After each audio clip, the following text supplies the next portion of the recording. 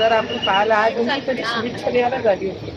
कारण जे इलेक्शन आम्ही या विधानसभेमध्ये लढलो आणि जे निकाल आम्हाला अपेक्षित होता त्याच्यापेक्षाही जास्त निकाल या महाराष्ट्राच्या जनतेने देवेंद्र फडणवीसजींना पाहून जे निकाल दिलेला आहे तर मला वाटतं मुख्यमंत्रीपदी आमचे देवेंद्र फडणवीसजीच विराजमान होणार आहे आणि त्याच्याकरिताच मी आज आली होती आणि शुभेच्छा देते. मात्र कालपासून एक व्हिडिओ जो व्हायरल होतो त्यामध्ये बच्चू कडू म्हणतायत की नवनीत माझ्या विरोधात उभं राहून दाखवावं मग समजेल नेमकं काय होतं. त्यांनी कुठल्याही पद्धतीचं श्रेय घेऊ नये. माझं श्रेय तर नाहीच आहे. दादाला एवढंच म्हणून मी कुठे म्हणताय की माझं श्रेय आहे. माझी जनतानी ते बदला घेतलेला आहे आणि जनतानी त्यांची जागा दाखवून दिलेली आहे.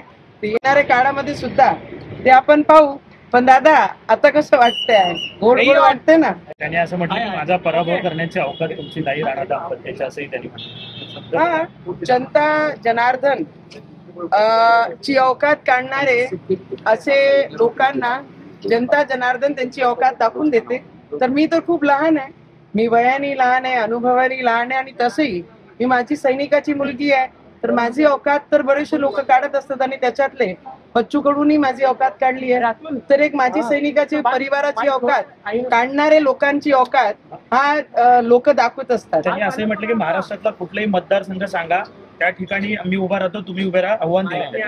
आपले स्वतःचे मतदारसंघात दिवे लावू शकले नाही तर दुसऱ्याच्या मतदारसंघात जाऊन काय दिवे लावतात? भाजपमध्ये नेहमीच धक्कातंत्र वापरलं जातं. यावेळी मुख्यमंत्री पदावरून काही धक्कातंत्र होईल असं वाटतं का? आम्ही देवेंद्र फडणवीसजींचे सैनिक आहे. आम्ही भारतीय जनता पार्टीचे कार्यकर्ता म्हणून जे गेल्या सॅक्रिफाईस देवेंद्र फडणवीसजींनी 2-2.5 वर्ष अगोदर केलेला आहे तो परत रिपीट होणार नाही आणि भारतीय जनता पार्टी हे आमचे देवेंद्र फडणवीसजींनाच मुख्यमंत्री करतील एवढा विश्वास आहे. आणि मी आज शुभेच्छा द्यायला झाली. संजय राऊतांनी देवेंद्र फडणवीसांच्या